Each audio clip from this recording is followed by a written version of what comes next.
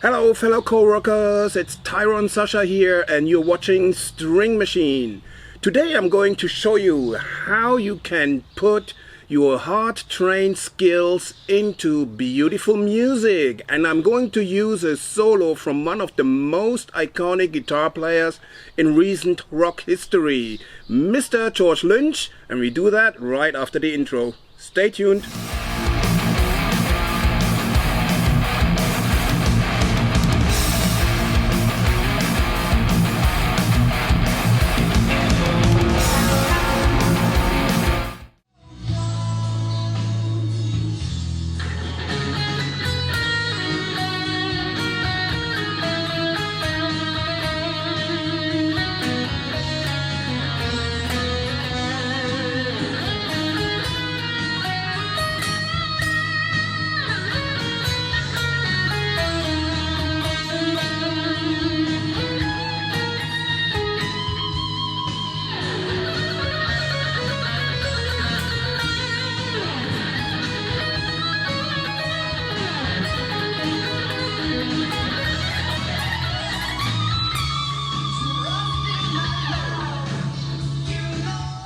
Two things up front before we start. The guitar is tuned half a step down, so when I refer to A in real, it is an A flat, and the song as such is therefore in A flat, but we keep thinking of it from an A and I keep communicating it from an A. Just keep in mind, in real it's an A flat. So with that out of the way, let's get to the second point. First and foremost, I am not George Lynch, and I don't aim to be George Lynch. I'm more interested in looking at the melodic structure of this solo rather than playing it note for note as George is playing it. However, I'm going to show you some alternative ways how to play certain phrases as well. So let's get started.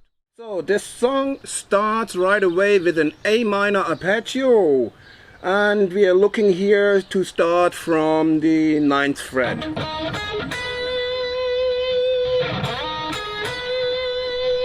It's an A minor arpeggio and it comes actually from an A minor sweep. That's quite interesting. It's a fraction, so to speak, or it's an element of an A minor sweep that you're starting from the 12th fret on the A string. Look at it.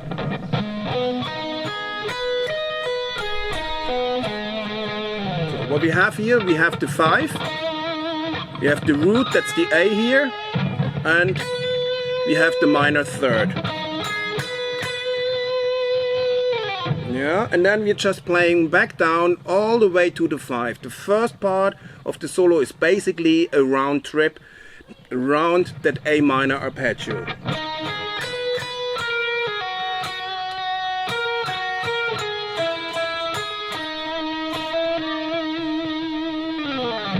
And so we are back where we started, at the 5 from the A minor arpeggio.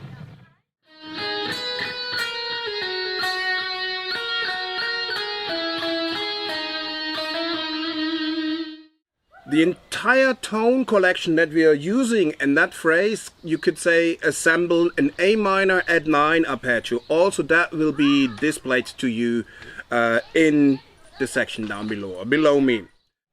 Next, George is playing a C major arpeggio.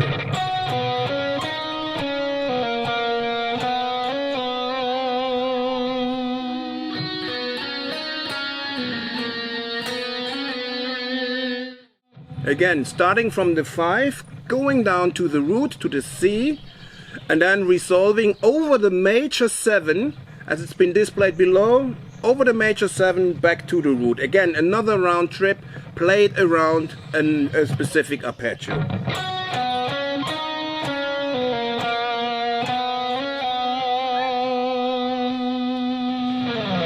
Yeah, what we have here is the 5, the root, the major third, the 2nd, and the major 7 here. The major 2nd here is mainly a passing tone. Yeah?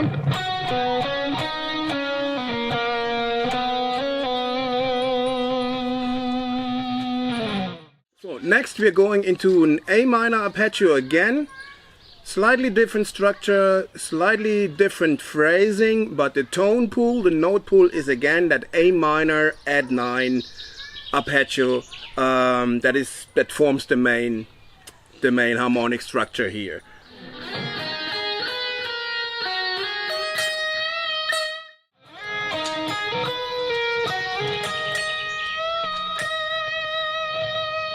Yeah. What's interesting here is how to put the slides. I put the notes with the blue dots or with the blue circle around them are the ones that you slide from. Yeah, and I also show you another version how you can also play it.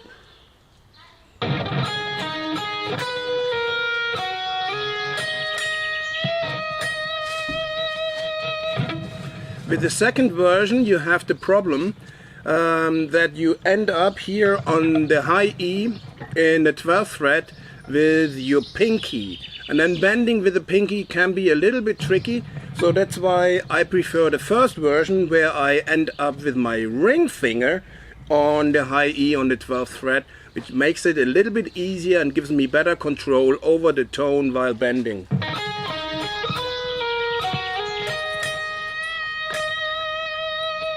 So the next line leads back down to the 5 of the A minor arpeggio, and it's a very classic scale playing pattern which I show you first, and then we discuss how it's been implemented into the solo. So the classic playing pattern that everybody should know is this one.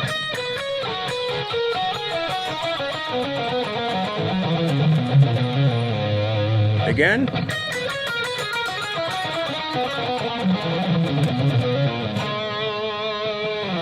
This is implemented now in that solo, in that phrase that leads back down to the 5.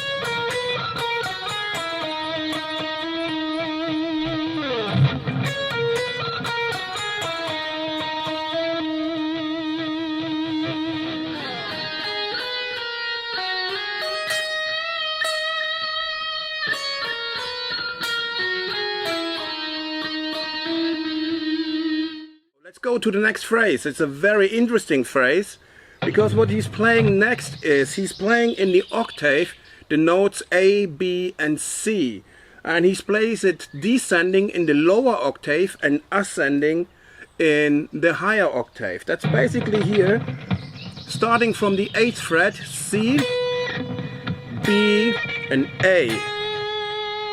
And then starting from the 17th fret, here on the higher octave, he plays A, B and C. So he's tapping one over the other, so it's basically this here.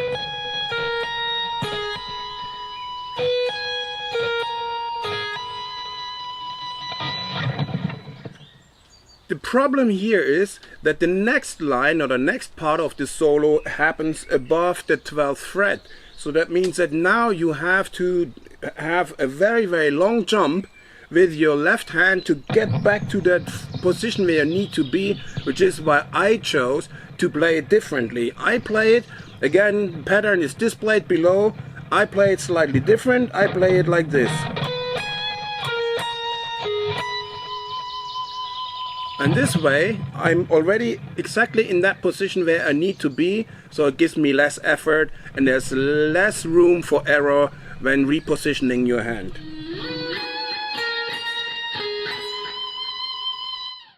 The next line is another very classical inspired playing pattern. The playing pattern is basically something like that.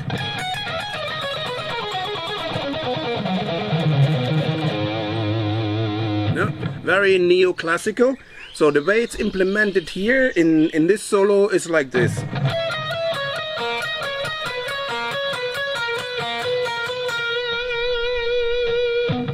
Note that with every pattern finish he plays the open string on the B string.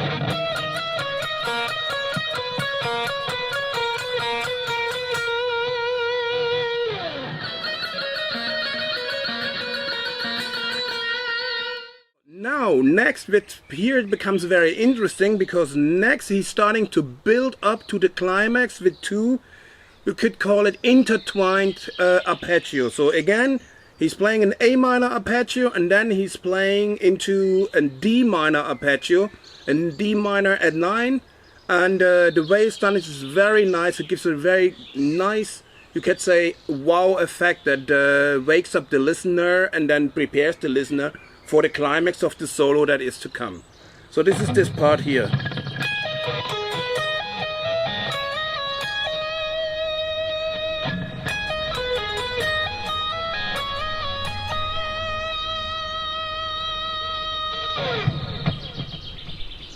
And the close-up right after this.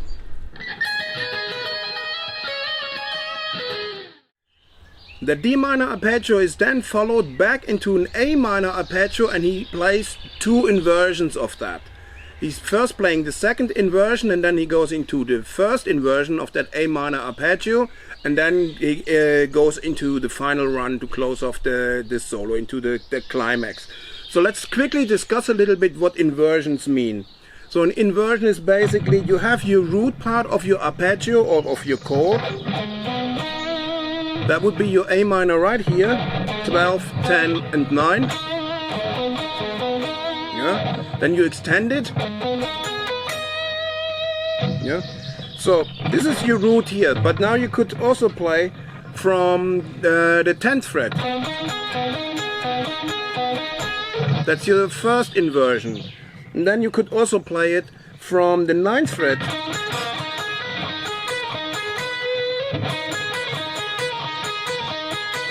So you have your root part, yeah, your first inversion, and you have your second inversion.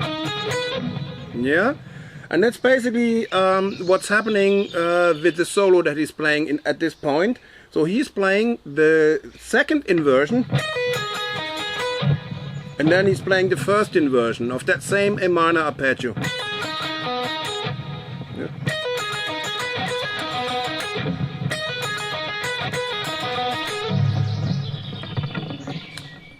Again, we have the problem here that the final run, the climax run as I call it, starts above the 12th fret. So if I'm now here down in the 5th fret, I have to administer a very long jump again, which is why I play it slightly different so that I keep in the closer to the position where I need to be. I play it from here.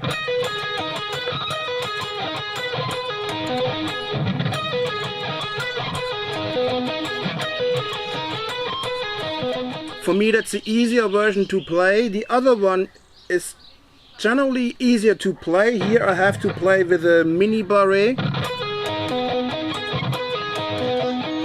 Yeah, so I take that, the slightly more difficult way to play it, but then I'm in the position where I need to be. Now we're closing off with the final climax run.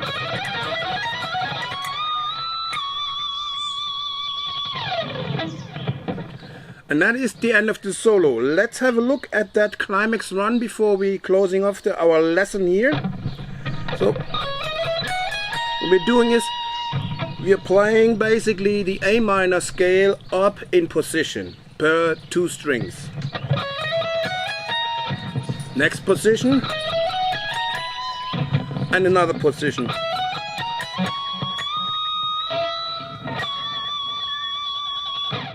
This is a technique, or this is a run that you can also practice from lower scales. You can practice it over 3 strings, you can practice it over 4 strings. It is really a good inspiration of trying to do that kind of stuff. So, for example, from the 5th string or from the 5th fret, it would look like this.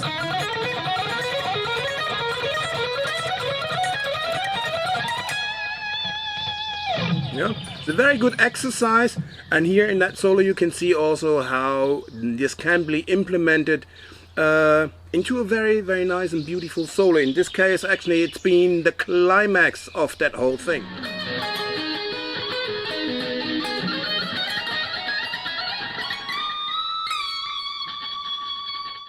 Right, this was it for today's episode. I hope you enjoyed it. I hope you found it inspirational and also you learned something new from it that you can implement in your own playing. Keep in mind, this is a free lesson and it doesn't cost you anything at all, so it would be great if you leave me a like or a subscription or share. Other than that, I wish you a very, very nice day. You can see it's very sunny right down here, and I'm signing off for now, and I'm saying so long.